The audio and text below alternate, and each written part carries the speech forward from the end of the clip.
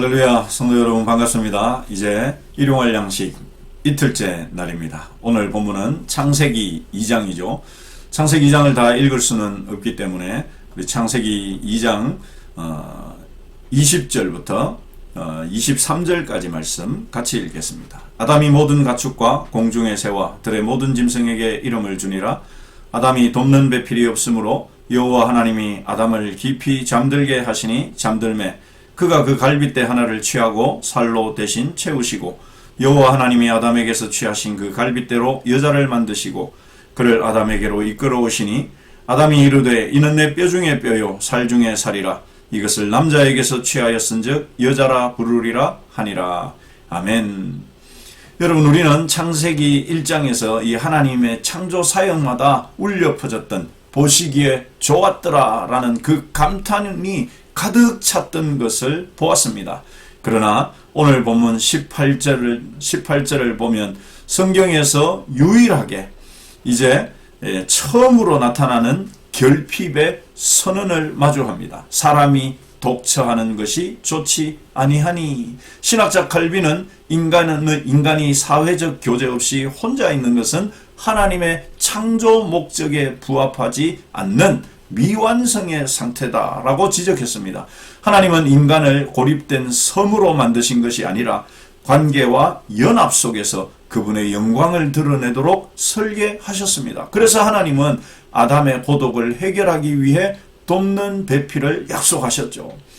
그런데 여기에 돕는 배필은 두 가지로 된 이 히브리어 단어의 조합인데요. 먼저 에제르라는 단어가 있습니다. 에벤 에셀의 이 에셀과 같은 단어, 이 에제르라는 단어는 돕다라는 뜻으로, 이 단어는 결코 열등한 보조자를 의미하지 않습니다. 구약에서 이 단어는 주로 하나님이 인간을 도우실 때 사용되기 때문이죠. 그러니까 이 에제르는 상대의 부족함을 채워주는 강력한 구원자적인 조력, 도움을 의미합니다. 그야말로 하와는 아담에게 하나님께서 보내신 도움이라는 의미가 강하게 담겨 있는 것입니다. 또 하나의 히브리어 단어가 그와 마주보는 정면에서 혹은 맞은편에서의 뜻을 가진 히브리어 단어인데요.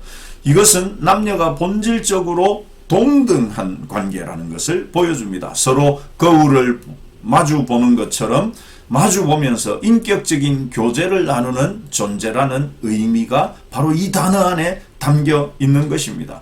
자, 그렇다면 하나님께서 부부를, 결혼 관계를 어떻게 만들어 가셨느냐? 하나님은 돕는 배필을 만드실 때도 일방적으로 강제적으로 진행하지 않으셨습니다. 그것은 이 결혼의 대상자인 남자와 여자 역시도 어느 누구의 강제적이고 일방적인 통행이 되어서는 안 된다는 것을 잘 알려줍니다. 하나님은 먼저 아담에게 각자의 짝이 다 있는 동물들의 이름을 짓게 하는 과정을 통해서 자기만 짝이 없다는 사실을 먼저 자각하게 하셨습니다. 그 후에야 아담의 배필을 만드는 이런 친절한 과정을 진행하죠.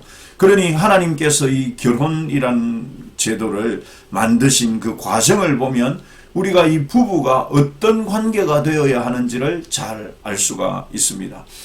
하나님은 아담을 깊은 잠에 빠뜨리시고 그의 갈빗대 하나를 취하셨습니다. 여러분, 기가 막힌 해석이 있는데, 여기에 대한 기가 막힌 해석이 있는데, 매튜 헨리라고 하는 신학자가는 여자가 남자의 머리에서, 그러니까 머리뼈에서, 이것은 지배를 말하죠. 혹은 발뼈에서, 발은 짓밟히는, 비하되는 그런 존재가 아니라 옆구리에서 나와서 동등하고 팔 아래에서 보호받으며 심장 가까이에서 사랑을 받도록 지어졌다라고 해석을 멋지게 했죠. 게다가 여자를 만드셨다는 이 단어는, 히브리어 단어는 집을 짓는 것처럼, 마치 성전을 건축하는 것처럼 세심하고 정교한 이 과정이 있었다는 것을 보여줍니다. 아담은 그렇게 지어진 하와를 보면서 성경에 등장하는 가장 최초의 노래를 부르죠. 이는 내 뼈 중에 뼈요 살 중에 살이라 노래합니다. 이는 상대방에게서 자신의 본질을 발견하는 연합의 선언입니다. 그렇기 때문에 부부는 이 둘이서 연합해서 한 몸이 되는 것이 성경적인 결혼의 의미, 부부의 의미라고 할 수 있습니다. 여기에서 이 한 몸, 부모를 떠나 합하여서라는 이 합하다라는 말은 악교로 붙이는 것처럼 그렇게 강력한 결합을 의미하고요. 한 몸이라는 단어는 전인격적인 통일성을 의미합니다. 게다가 이들은 벗었으나 부끄러워하지 않았다는 사실은 죄가 들어오기 전에 관계의 완전한 신뢰와 용납을 보여줍니다. 여러분, 그런데 이 창세기 2장의 이 결혼 가정은요, 보다 더 확장된 의미를 갖고 있습니다. 첫 아담이 잠든 사이에 옆구리에서 신부 하와가 나왔듯이 마지막 아담이신 예수 그리스도께서 십자가의 깊은 잠, 죽음에 빠지셨을 때 그 옆구리에서 흘러나온 피와 물로 교회라고 하는 신부가 탄생했다는 사실입니다. 그러므로 우리의 연합과 가정의 목적은 단순히 외로움을 달래는 것이 아니라 그리스도의 사랑을 이 땅에 가시적으로 드러내는 데 있다. 가정의 목적, 부부의 목적, 사람의 존재하는 목적. 여러분, 우리가 이것을 확장된 의미를 통해서 잘 생각해야 합니다. 하루를 보내면서 우리에게 허락하신 이 관계 속에서 에제르, 내가 도움이 되어주며 한 몸됨을 지켜가는 그런 거룩한 삶을 사시는 저와 여러분이 되시기를 축원합니다.